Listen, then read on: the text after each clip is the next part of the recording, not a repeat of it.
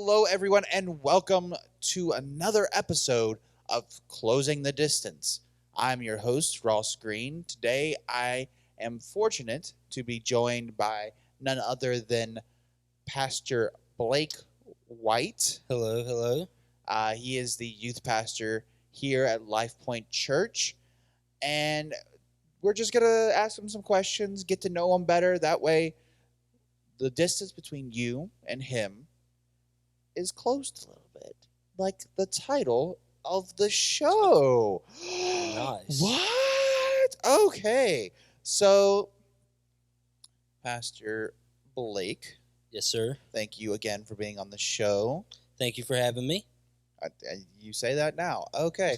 Let's get down to it. Let's get to these questions. Let's reach into the heart of you. All right, let's do that. Yeah, let's get real emotional. We're gonna get in our feelings and cry, and it's gonna be great.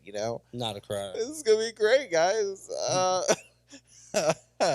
So, Pastor Blake, you are a man of many talents and skills. So I've been told. At least that's what I've heard. I haven't quite yet seen it yet, but So I've been told. ooh, burn. Anyways, so tell me, what are some things you can do? Like, what are some skills that you're like if you were like putting down on a resume, like, hey, here's some things I can do. You can't really put jack of all trades and master of none on a resume, but no, I'm currently working in maintenance right now at a mining facility. Worked on cars almost my whole life, back and forth. Auto body shop, family business, Jones Quality. We support them. I don't know. I've done a little bit of everything. I've busted tables. I've farmed, like tossing hay and stuff. That is absolutely horrible. Would not wish that on any young teenager to have to get out in the field and toss hay. But Broke trailers with trees.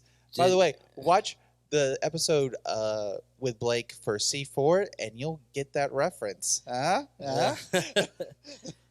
Anyway, I don't know. I feel like I can do a little bit of everything. If not, I can learn it real quick on YouTube and then try it.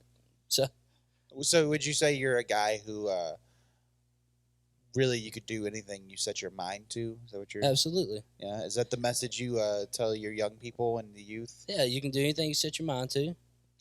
I mean, I feel like that's an honest answer. If you really try, you can. You might not be the best at it, but you can do it.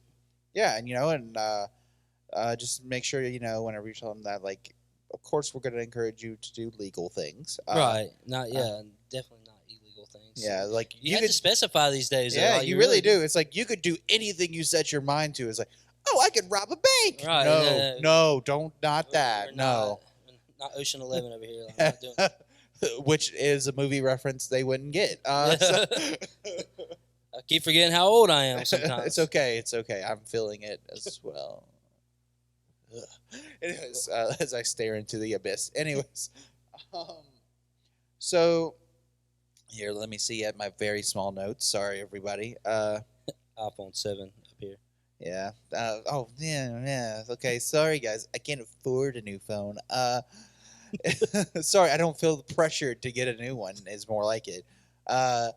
So Blake, you and I, we are men who love food. How could you tell? Because you were telling me about the lunch you had before you got here. Right, That's why I would never say anything else.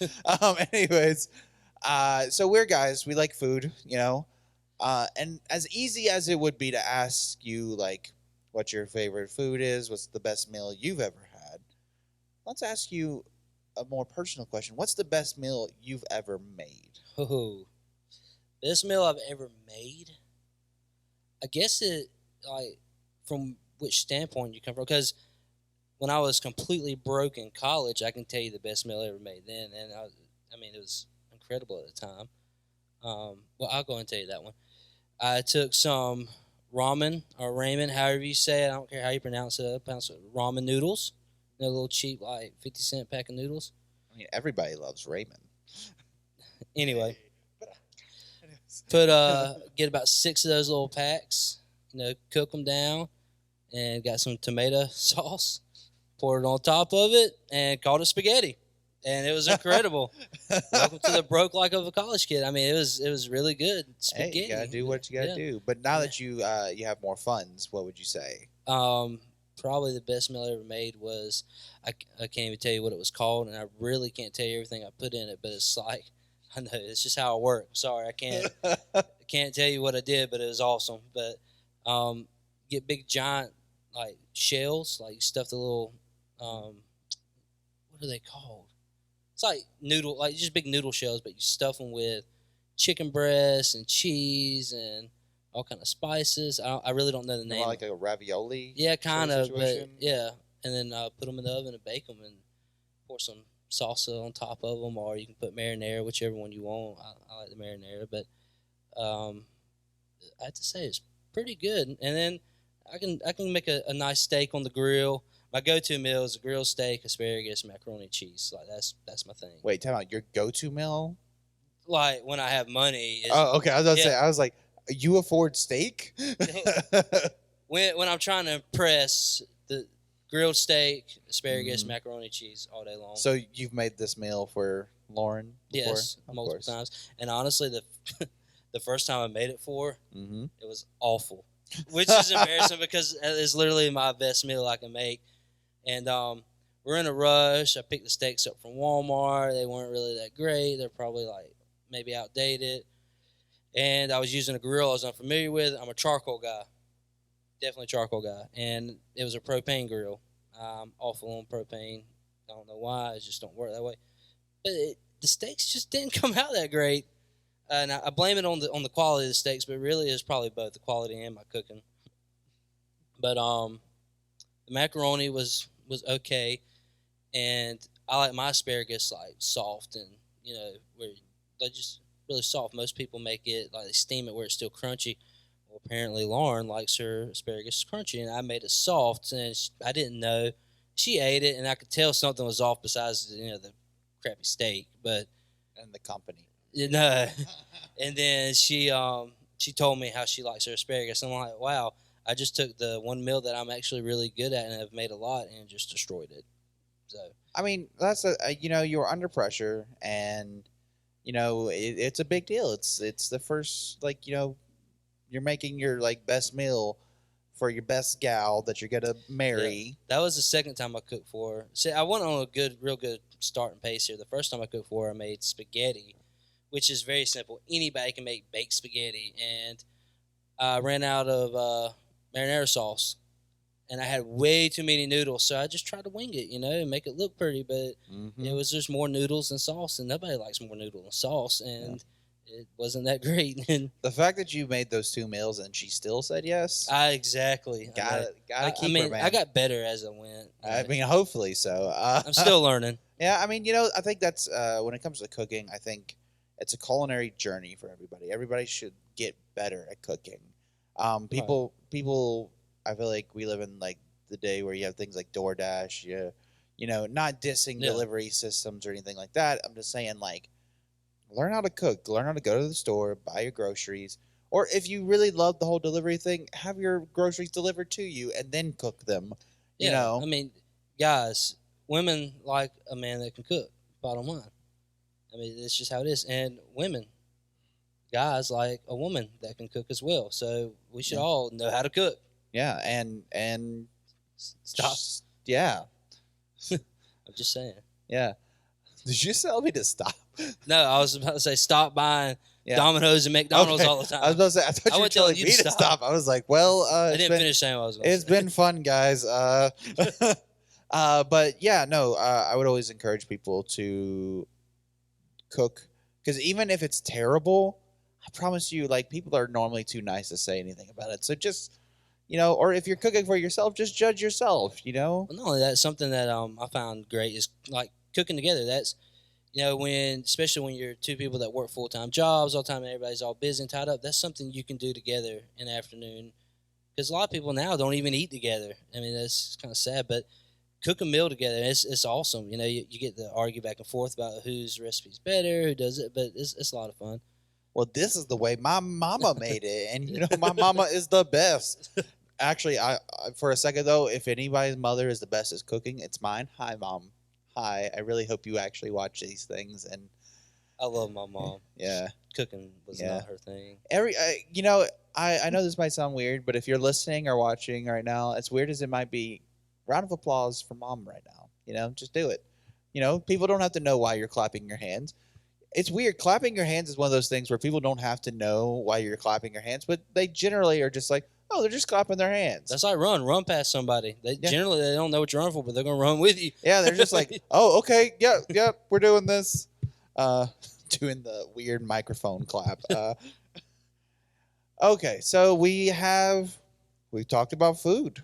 We've done it. We've knocked it off the bucket list. But you talked about Lauren, the woman you're wanting to eat the rest of your meals with, Yes. I mean, other than the ones you can't eat with them, but like you get where I'm going with that. Um, I always like to leave a spot in the middle of the questioning for brownie points, right? And I need them. No, I mean, you said it. Anyways, um, so in this case, what are 5 things you love about Lauren? Can everything just be an answer? I mean, that's multiple things. I mean, technically multiple things, but let's get specific. It's more romantic that way. 5 things I love about Lauren. Let's see. I'm going to have to keep counting my hands over. Beautiful, first off. Smart. Very driven individual. She doesn't need me to pay for anything. Like, she actually loves me for me because it's not my money. I mean, we know that. But just her outlook on life is pretty incredible. That's one of the things that stuck out to me when we first started dating. I mean, just her perspective, her beliefs. We have the same beliefs, which is a huge deal, especially with me being a youth pastor. That was one of the things that on our first date we talked about. I was like, I'm a youth pastor. I'm very involved in the church. This is a lot of my life, so it's very time consuming. But cool fact. I don't know if you know this or not. Some people might, but she actually did 2 years of ministry school at Bethel Worship in Redding, California. Wow. Yeah, so it was kind of cool, and we didn't know that about. I didn't know that about her for first couple of days until we talked about it. But yeah, talk about God putting something together. For real. But I know personally, as someone who works a lot at church and spends a lot of time at church, I've been on dates where I say, like, my goal is to be in ministry or something like that, and it just shuts down the rest of the date. Like, just because it's like the prospect of having to be that involved is terrifying, because if you're gonna date or marry someone who's going into ministry, that's gonna ask a lot of you. Right. Just a warning for anyone out there. And it really is a warning. I mean, don't get me wrong. Ministry is wonderful. It's great. It's one of the most rewarding things in the world. But it's also time consuming. It's difficult. There's sacrifice on both ends, not just the one doing the ministry's in. So if you're going to be with someone who's in ministry, be prepared to carry that load with them. Oh, yeah. But back to Lauren, she's just she's everything I've ever asked for, ever prayed for. Definitely a blessing from God. But me and her, we mix good together. It's kind of funny because we're kind of complete opposites on a lot of things, like taste and stuff. Like we're different, but I don't know, it works, and it works great. But I'm just like I said, I'm fortunate, lucky, blessed, whatever anybody wants to call it. But yeah, she's an amazing person. Yeah, I mean, God bless y'all. I really, as much as I might poke at you and joke with you, I'm really excited for you, bud. Thank you. I'm really glad that God's blessed you with this, and I'm looking forward to just the wonderful life you and her are gonna have. And I'm slightly nervous and excited all the time. At the same time, like the future, what it holds, especially like with ministry, and because she wants to be involved with ministry, with my ministry as well, and I don't know, it's crazy. But isn't that gonna be cool though, when like she's up there, like upstairs, if youth is still up there on like a Wednesday night, and you guys are like tag team and helping. I know it's gonna be awesome. It's gonna be weird at first. I'm not gonna lie, it's gonna be a little awkward, but it's gonna be cool because I know she's gonna do good with it, and she's gonna help me out a lot, especially keep me straight and on path, because I'll go way out left or right field somewhere, and then I try to go like too deep sometimes, and that's not really what I need to be doing a lot of times. But she's gonna compliment me very well, and I compliment her very well. Ask many husbands. The wife's job is just to keep them in line. It's a big job. Yeah. Oh, God bless them. Uh, so now you've lived an interesting life. To say the least. To say the least, you have lived an interesting life. I mean, you have come now to this point, and I'm not gonna lie to you. 10 years ago, youth pastor Blake sounds crazy. That was a joke 10 years ago, and there's some people that still have a hard time Yeah. believing, and not because of like what I do now, but just the fact that they knew me in the past. Like, that guy is not a youth pastor. There's just no way. And I've heard your story of like how, I mean, because really a lot of this is just a kind of a recent development in your life. Yeah, I mean, it's several years have definitely passed, but like, Yeah. I've definitely spent more years terrorizing the world than I have just trying to fix things and make it a better world for sure. So with that being put into context, living your interesting life, what is the most interesting thing you've done that you would say? Most interesting thing I've done, good or bad, or I mean, just be honest. I remember where you are, but be I know. honest. It's a tough one because I've done a lot of interesting, crazy things. I mean, definitely, probably my most interesting as far as entertainment goes would be my whole college experience. It's a pretty interesting time. The decisions I made, the friends I made, things I did. I can't talk about a whole lot of them. I can, but we don't have enough time for all that. We'll save that for the testimony podcast. Yeah. We're gonna start doing. Like I said, I've been skydiving. That's extremely interesting. We talked about On the C4 episode. Yes. Just another plug there. plug. I don't know. I've traveled around a lot around the U.S. I've only been outside the country a couple times, which I do want to do more of that. I guess my whole walk with Christ has been pretty interesting. Like just the way it happened. I'll share a little bit of that. I went to church as a kid, growing up and stuff here and there and stuff. Learned all your basic Bible stories. I believed in God, but didn't really care enough to pursue it. And like I said, we'll say for the testimony, but when I came, or when I first started trying to walk back, sorry, I just got a little sidetracked there. But my dad invited me to come to church, and I was like, and to be honest with you, he invited me to come to church once before in the past, and I went, and I didn't really know much about like spirit-filled churches, and this one, it was spirit-filled, but it wasn't real. So I walked in, and this woman was standing in front of me, and they were like raising hands and screaming and hollering. Like I said, I grew up Southern Baptist when I did go. This woman falls out and I stepped out of the way. I didn't know I was supposed to catch her. She falls out, hits like two chairs, and I'm thinking she's over here on the ground dying because like she's seizing. And then like some people come and put like a blanket over her and stuff, and I'm just over here freaking. I'm like, what is going on? And then next thing she grabs my leg and it's just like starts speaking, I guess what was supposed to be tongues. Like I said, I don't think this was a very real place, but it scared me. And I was like, I'm never going to church again, ever, especially with my father.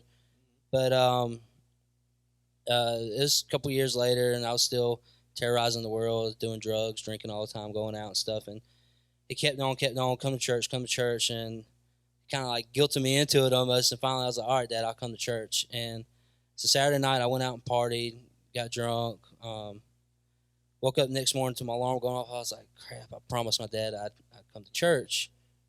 So smoked a little joint real quick, got a little high, come to church. And it was this church, came in here, sat back there, listened a little bit, and I wasn't allowing a breakthrough to happen at all. I was definitely holding back, but I was like, this is kind of cool. And honestly, I told this story recently to Pastor Bud's daughter, Kelsey, and I was like, yeah, so when I come to church, I was like, oh, there's some cute girls up in here, because at that time in my life, that was my mind frame, it's all that. And then I can relate. I can relate to that.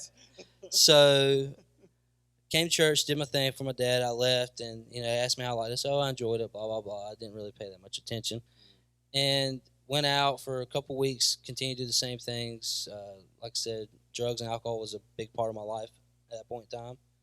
All kind of bad acts was going on, but he invited me, kept inviting me to come back, and said, "All right, I'll come back again." And I don't know what it was about the second time I come back. And at the end of the day, I know in my life too, I was getting tired of doing the same things I was doing. I knew I was tired, but I just kept doing it. It's the only thing I knew at that point. And I came to church that Sunday morning. I was a little hungover from the night before. I didn't smoke though this time, but I was sitting 2 rows from the back, and they started singing "Break Every Chain." For those of you who know, the song is a very powerful song. But during that song, I I can't really explain to you exactly what happened. I just know like it was God, and I felt it and heard Him, and it's just like, this is it. This is your last chance, and let's do this. And I don't know. I just broke down, and started crying, 2 rows back, and like I said, I didn't come in really expecting or anything. I just allowed it, Is and from that day forward, I just took baby steps and kept moving up, and I knew that I needed to be involved. If I was going to stay focused and on the right path, I had to be involved in what I was doing, just because I know I could. The people I was hanging out with at the time, I could easily sidetracked, and so I met Pastor Jay and Pastor Brad, and got involved, started doing small things, and next thing I know, here I am, youth pastor. But it's kind of weird saying that I'm a youth pastor. Still, it still don't sound right. Pastor Bud and I talked about it before he asked me. It's like, I feel like God is telling me that it is, because he went for a while looking for one, interviews and everything. And he said he felt like God was telling him that he was right here in your church, and he saw a picture of me, and I was like, no, Pastor Bud, I'm not. That's not me. I'm not the youth pastor. And he goes, oh, if I'm being honest with you, he said, I didn't think you either. But I was like, yeah, I said, I don't even like kids. Like, it's not my thing. But the more I ran from it, and then I start praying about it, and it's like, it's just one thing after another kept popping up. And I knew God was telling me that this is something I need to do. So here I am. I mean, that's the crazy thing, right? It's like, we talk about so much about the grace of God, about how He can redeem us, and how grace is just like never ending, and you Right. really don't take that into consideration until it happens to you. Yeah. And you're sitting there, and you're like, "Oh man, I've drank too much, I've smoked too much, I've done too much," and then God's just like, "No, you haven't. Like, Right. you're never too far gone." The whole saying that you hear that He doesn't call the qualified, that qualifies the call, is very relevant or prevalent in my life. Like, that's, if there's any truth to it, look at me. Like, here I am, because I definitely was not qualified in any aspect to even take any role in the church. But like I said, here I am as youth pastor. And you're doing a great job, by the way. Thank you. I mean, I know, I don't think it gets said enough, but for the fact that you took on this position, and you have no real experience in it at all, None. and the fact that you're doing as well as you are, you're doing a great job, and I'm really looking forward to seeing what you're gonna do with the youth ministry. Thank you. I'm really looking forward to seeing it grow, and see you grow in the role, and for just awesome things to happen. Oh yeah. So we've learned a lot about you today, Blake. Pastor Blake, sorry, got to follow the rules. But we've learned a lot about you today. So my last question that pertains to you is this: what is one thing that we haven't talked about that you would like for people to know about you? Oh man. Well, for extra money, I do teach 2 nights a week a hip hop class. Why are you looking at me like that? You don't take that seriously? No, I'm just kidding. I really don't teach hip hop at all. I can play the harmonica though. That's a real thing. That's a real fact. Yes, I can play the harmonica. You know, And I should have brought one with me. Now that you said that, Kayla's gonna be like, we can figure out how to put a no, harmonica no. up See, I got to here. run the sound. I can't be up here. I Well, they'll can't- put a mic back there, just be No, like, no. and now harmonica solo. It didn't sound like incredible at it, but I can play one. You know, yeah. My breaths aren't as good as it used to be. Like I lose a little breath, but I can play a few tunes on it. It's pretty cool. All right. Well, we'll get you doing some Yankee Doodle or something. You know, I guess something else you wouldn't really think. Like a lot of people that know me know I can conversate with anybody about anything. Like I feel like I can connect with almost anyone about something, and I never have a problem with strangers or crowds in general. But when I get on a stage, like I can stand on this floor and talk to 500 people just fine. But it's like when I just get a little bit up on the stage with a microphone, I'm sweating bullets. I get nervous. I don't know what to say, which is kind of awkward because I always know what to say, I feel like. But I don't know, something about the stage kind of gets me. I don't mean to go the route of my brother, who is, for those who don't know, he's a psych nurse, and he's very good at doing the whole, what is it, the psychology thing, right? But I think one thing that people like about you is that you are someone that they can have a conversation with, and it doesn't feel like you're looking down on them, and you're always on their level.